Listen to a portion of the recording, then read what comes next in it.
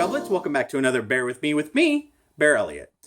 It's hard to believe that 17 years have passed since Matthew Shepard was murdered in a field in Wyoming. I hope that everyone knows that name of Matthew Shepard. It had a huge impact upon my generation, the LGBT community, and the world. Matthew's story was such a changing moment for the LGBT community. And 17 years have passed since that night. I hope that people know his name and his story because it's so heart-wrenching and had such a huge impact upon me because Matthew was my age. At age 21, I was going to gay bars just like Matthew. I was meeting people and I was going home with people.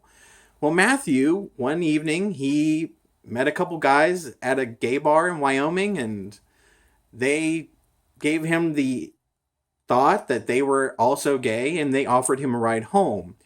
Now, their story is that they were going to actually just rob him, but they actually ended up doing a lot more. They beat Matthew Shepard, left him for dead, tied up in Wyoming field, only to be discovered 17 hours later. And it's just unbelievable that 17 years have gone by. And so much has changed with the gay community and the LGBT rights that we now have. And Matthew's death took place 6 days after this initial attack. And when they found Matthew, he was unconscious. His body was beaten. It was hard to even recognize him for all the blood that was on his face, except for the tear-stained marks where he obviously was crying. And anyone in this predicament, it's who knows what you would be going through and what emotions. And it turns out that Matthew was actually also HIV positive, which his mother discovered when she got to the hospital, that her son was HIV positive. Maybe Matthew didn't even know at that point, because HIV was running rampant through the LGBT community.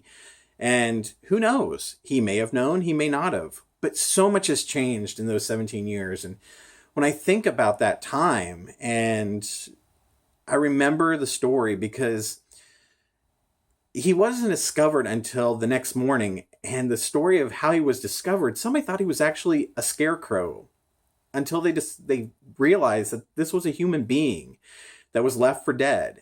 And these two monsters, they tried to coerce their girlfriends into giving them an alibi. But luckily they were caught and were prosecuted. But these monsters had a huge impact on the LGBT community.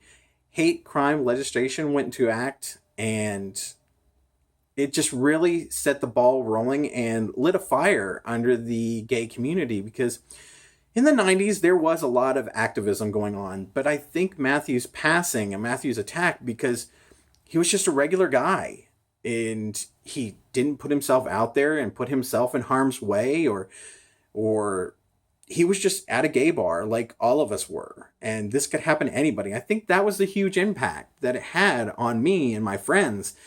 And I remember the candlelight vigils that were going on around the world, trying and hoping that Matthew was going to somehow come out of this, and unfortunately he did not.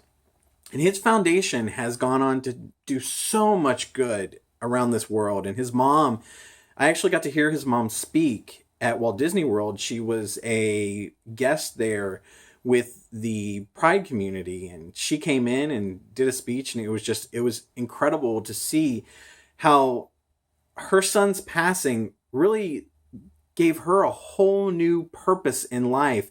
And to lose their child is in itself just a huge blow.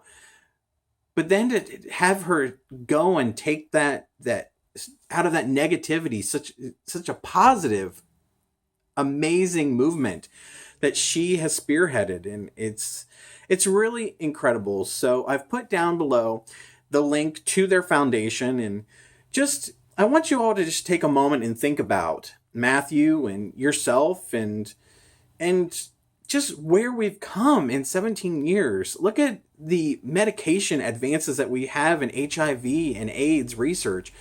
though we have not a cure yet, but there has been great leaps and bounds in the HIV movement and trying to eradicate this horrible, horrible virus. And look at the rights that we now have as LGBT members. We can get married. 17 years ago, there was no way in hell I would think that I would be ever able to get married, but now I can. And I have the same rights as those individuals that are heterosexual. So it's sad, and yet it's really inspiring today that we have come so far since the day Matthew was found. And I wish he was here. I wish he was able to see and experience the great joy that has come out of such a horrible, horrible just moment in our history in the LGBT community.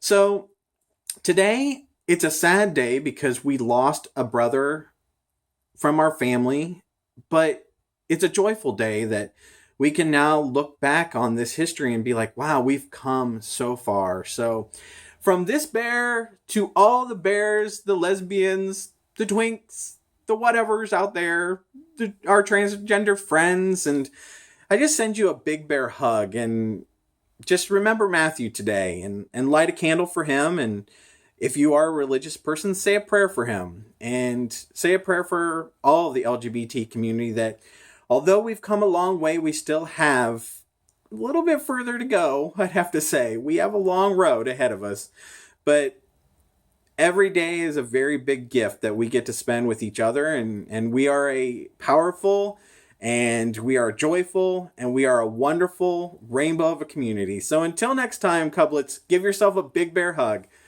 Bye, Cublets!